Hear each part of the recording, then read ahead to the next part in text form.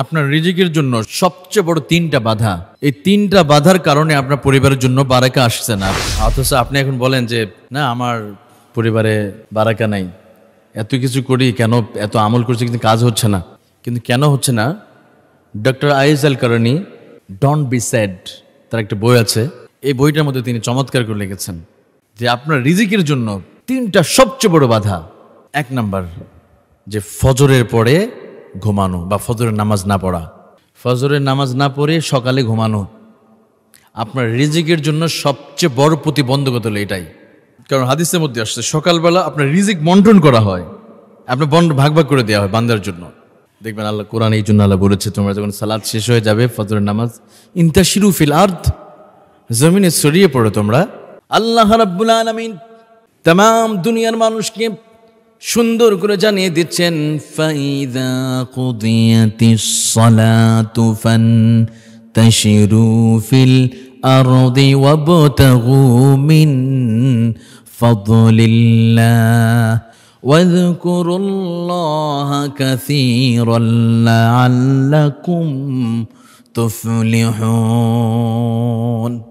কুদিয়াতিস সালাত, যখন সালাত কায়েম হয়ে যাবে, নামাজ পরিপূর্ণ যখন হয়ে যাবে, ইন্তাশিরু ফিল আরদ, বান্দারে জমিনে তোমরা ছড়িয়ে পড়ো, রিজিকের তালাশে তোমরা বেরিয়ে যাও।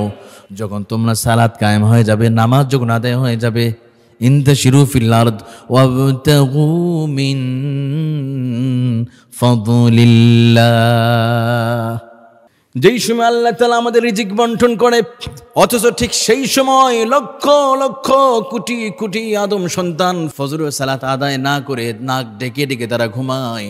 যে সময় রিজিক বন্টন করা হয়, অথচ ওই সকালবেলা ওনার ঘুমের আগে পাখিরা উঠে কিসির মিসির করে আল্লাহকে ডাকা শুরু করেছে। পূর্ব আকাশে সূর্য উদিত হয়ে গেছে, আপনার পূর্বে যদি সূর্য যদি উঠে যায়, আপনার পূর্ব যদি ওই পাখিগুলো উঠে কিসির মিসির করে যায়, আল্লাহ বলে, বান্দারে ওই পাখি আর সূর্যতে আমি তোদের কল্যাণের জন্য সৃষ্টি করেছিলাম, আর আমি আল্লাহ তোমাদেরকে, আমি রব্বুল আলামিন সৃষ্টি করেছি। মা খালাকাতুল জিন্না ওয়াল ইনসা ইল্লা লিয়াবুদুন, তোমাদের সৃষ্টি করেছি একমাত্র কারণ বান্দা তুমি আল্লাহর গোলামি করবে, আল্লাহ দাসত্ব করবে। আর আপনি কিনা ঘুমিয়ে আছেন, নাক ডেকে ডেকে ঘুমাচ্ছে। আল্লাহ বলে, আমি রিজিক বন্টন করে দিচ্ছি, ভাগ ভাগ করে দিচ্ছি, তখন রিজিক না নিয়ে আপনি ঘুমিয়ে আছেন, আবার দোষ দিচ্ছেন আল্লাহ আমার রিজিকের প্রবলেম। তাহলে ফজরের পরে ঘুমানো, আজকে চিকিৎসা বিজ্ঞানীও বলছে, আপনার চিকিৎসকরাও বলতেছে ফজরে পড়ে যারা ঘুমাবে তাদের ডায়াবেটিস হয়ে যাবে, আপনার কোলেস্টেরল বেড়ে যাবে, আপনার মেয়াদ বেড়ে যাবে, আপনার ফ্যাটিটা বেড়ে যাবে শরীরে। তো ফজরে পড়ে হাঁটলে শারীরিক অনেক কল্যাণ। আজকে দেখবেন অনেক মানুষ ফজরের আগে উঠে দৌড়ায়, মসজিদের সামনে হেঁটেছে, কিন্তু ওই মানুষগুলো নামাজ পড়ে মসজিদে ঢোকে না। দুনিয়ার ডাক্তার কথা শুনে ওরা ব্যায়াম করে, এক্সারসাইজ করে, মর্নিং ওয়াক করে, কিন্তু আল্লাহর কথা শুনে মসজিদ ওয়াক করে না, মসজিদ ওয়াক করে না, ওরা কি মর্নিং ওয়াক করে। আল্লাহ বলে, মসজিদে শুরু হবে তোমার হাঁটাটা, নামাজ পড়ে যান না আপনি হাঁটতে পাই। আমরা অনেক সময় রাত 1-2টার দিকে যখন মাহফিল শেষ করে আসি, সংসদ ভবনের সামনে দেখা যায় আর কি সচেতন মানুষগুলো ফজরের আগ থেকে লেফট লাইট করে, অথচ আজান হয় কিন্তু নামাজে যায় না।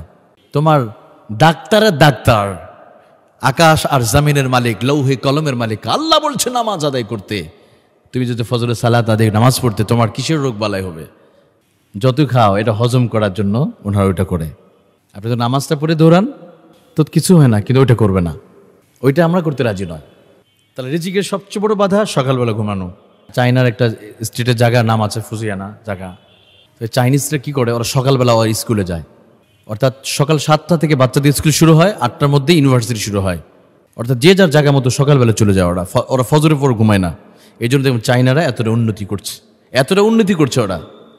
আজকে আমাদের পদ্মা সেতু নির্মাণ করছে, আমরা দেখবেন পদ্মা সেতুতে যারা ইট আর খোয়া নিয়ে যায় বাঙালিরা, ইঞ্জিনিয়ারিং কারা, ওই চাইনারা। আমাদের সারা জীবন ইট খোয়াই বহন করতে হবে, লিড দিতে পারবো না আমরা। ওরা আজকে কোথা থেকে লিড দিচ্ছে, কারণটা কি জানেন? ওরা কোরআন হাদিসের কিছু বিষয় ওদের কল্যাণের জন্য মেনে নিয়েছে, কিন্তু আমরা নিতে পারি না, ব্যর্থ আমরা, ফজরের পরে ঘুমাই। আপনি রিজিকের বাধা। দ্বিতীয় নাম্বার, যে নামাজ আদায় করবে না, সালাত আদায় করবে না, তার জন্য রিজিকের সবচেয়ে বড় বাধা